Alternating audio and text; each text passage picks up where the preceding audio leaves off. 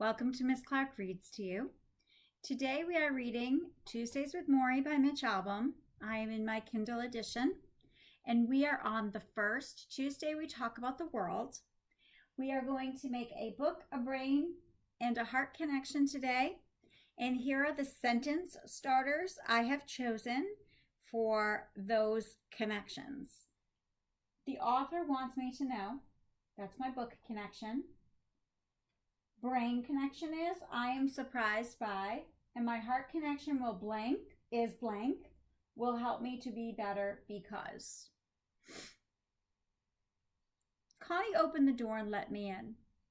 Maury was in his wheelchair by the kitchen table wearing a loose cotton shirt and even looser black sweatpants. They were loose because his legs had atrophied beyond normal clothing size.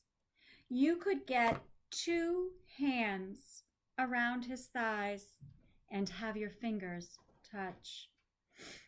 Had he been able to stand, he'd have been no more than 5 feet tall, and he'd probably have fit into a 6th grader's jeans. So when you hear that word atrophied, that means that because of the lack of walking, of exercise, those muscles have completely shrunk. And that is why you can put your fingers cupped around his legs and touch your fingers together. I got you something, I announced, holding up a brown paper bag. I had stopped on my way from the airport at a nearby supermarket and purchased some turkey, potato salad, macaroni salad, and bagels. I knew there was plenty of food at the house, but I wanted to contribute something. I was so powerless to help Maury otherwise, and I remembered his fondness for eating. Ah, so much food, he sang. Well, now you have to eat it with me. We sat at the kitchen table surrounded by wicker chairs. This time, without the need to make up 16 years of information, we slid quickly into the familiar waters of our old college dialogue, Maury asking questions, listening to my replies, stopping like a chef to sprinkle in something I'd forgotten or hadn't realized.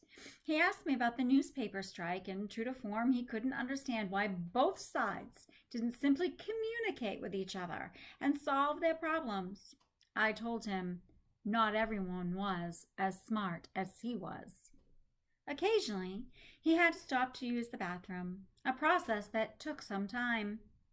Connie would wheel him to the toilet, then lift him from the chair and support him as he urinated into the beaker. Each time he came back, he looked tired. Do you remember when I told Ted Koppel that pretty soon someone was going to have to wipe my ass? He said. I laughed. You don't forget a moment like that. Well, I think that day's coming. That one bothers me. Why? Because it's the ultimate sign of dependency, someone wiping your bottom. But I'm working on it. I'm trying to enjoy the process. Enjoy it? Well, yes. After all, I get to be a baby one more time. That's a unique way of looking at it. Well, I have to look at life uniquely now. Let's face it, I can't go shopping. I can't take care of the bank accounts. I can't take out the garbage. But I can sit here with my dwindling days and look at what I think is important in my life. I have both the time and the reason to do that. So, I said in a reflexively cynical response, I guess the key to finding the meaning of life is to stop taking out the garbage. Ha ha ha! He laughed, and I was relieved he did. As Connie took the plates away, I noticed a stack of newspapers that had obviously been read before I got there. You bother keeping up with the news? I asked. Oh, yes, Maury said. Do you think that's strange? Do you think because I'm dying I shouldn't care what happens in this world? Maybe. Oh, maybe you're right. Maybe I shouldn't care. After all, I won't be around. to see how it all turns out. You know, it's hard to explain, Mitch. Now that I'm suffering, I feel closer to people who suffer more than I ever did before. The other night on TV, I saw people in Bosnia running across the street, getting fired upon, killed, innocent victims. And I just started to cry. I feel their anguish as if it were my own. I don't know any of these people, but how can I put this? I'm almost drawn to them. His eyes got moist, and I tried to change the subject, but he dabbed his face and he waved me off. I cry all the time now, he said. Never mind. Amazing, I thought. I worked in the news business. I covered stories where people died. I interviewed grieving family members. I even attended the funerals. And I never cried. Maury, for the suffering of the people halfway across the world, was weeping. Is this what it comes to at the end, I wondered? Maybe death is the great equalizer, the one big thing that can finally make strangers shed a tear for one another. Maury honked loudly into a tissue. This is okay with you, isn't it? Men crying? Sure, I said too quickly, and he grinned. Ah, Mitch, I'm gonna loosen you up. One day, I'm gonna show you it's okay to cry. Yeah, I said. Yeah, he said. And we laughed, because he used to say the same thing nearly 20 years earlier, mostly on Tuesdays. In fact, Tuesday had always been our day together. Most of my courses with Maury were on Tuesdays. You know, he had office hours on Tuesdays. And when I wrote my senior thesis, which was pretty much Maury's suggestion, right from the start, it was on Tuesdays that we sat together, by his desk, or in the cafeteria, or on the steps of Perlman Hall, going over the work. So it seemed only fitting that we were back together on a Tuesday, here in the house with the Japanese maple out front. As I ready to go, I mentioned this to Maury. We're Tuesday people, he said. Tuesday people, I repeated, and Maury smiled. Mitch, you asked yourself about caring for people. I don't even know. But can I tell you the one thing I'm learning most with this disease? What's that? The most important thing in life is to learn how to give out love and to then let it in. His voice dropped to a whisper. Let it come in. We think we don't deserve love. We think if we let it in, we'll become too soft.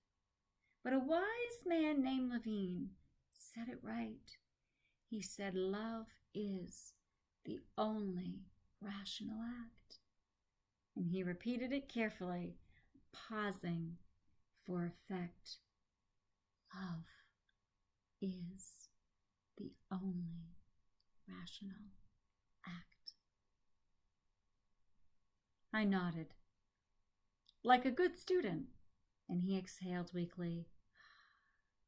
I leaned over to give him a hug, and then, although it is not really like me, I kissed him on the cheek, and I felt his weakened hands on my arm and the thin stubble of his whiskers brush my face.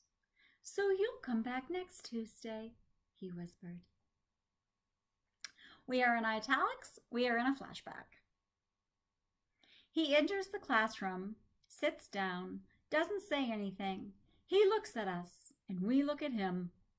At first, there are a few giggles, but Maury only shrugs, and eventually a deep silence falls, and we begin to notice the smallest sounds, the radiator humming in the corner of the room, the nasal breathing of one of the fat students, and some of us are agitated. When is he going to say something? We squirm. We check our watches. A few students look out the window trying to be above it all, and this goes on a good 15 minutes before Maury finally breaks in with a whisper. What's happening here? He asks. And slowly, a discussion begins, as Maury has wanted all along, about the effect of silence on human relations. Why are we embarrassed by silence? What comfort do we find in all the noise? I am bothered by the silence. For all the noise I make with my friends, I am still not comfortable talking about my feelings in front of others, especially not classmates. I could sit in the quiet for hours, if that is what the class demanded. On my way out, Maury stops me. You didn't say much today, he remarks. I don't know. I just didn't have anything to add. I think you have a lot to add. In fact, Mitch, you remind me of someone I knew who also liked to keep things to himself when he was younger. Who? Me. So, I think what the author wants me to know at this point in the book is that this loving, giving, open, receptive person, Maury Schwartz, was not always open, giving, receptive, talkative, sharing. And I'm curious as to if I'm going to learn at some point in the memoir about Maury not being open and receptive and affectionate and caring and having the ability to share his feelings.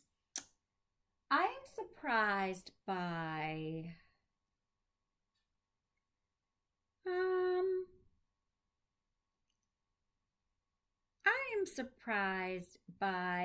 them being Tuesday people.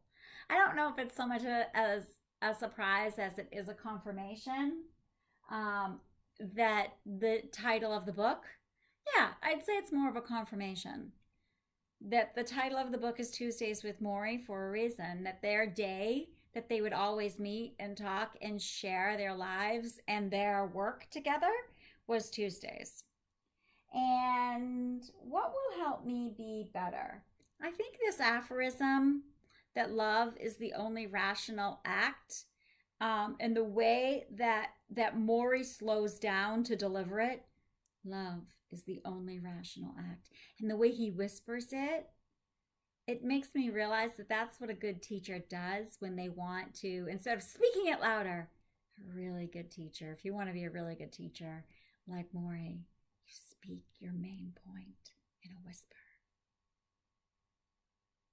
And so, in a whisper, I will say, I enjoyed reading to you. I look forward to reading to you the second Tuesday, feeling sorry for yourself. And I will see you back here in a little bit. Bye-bye.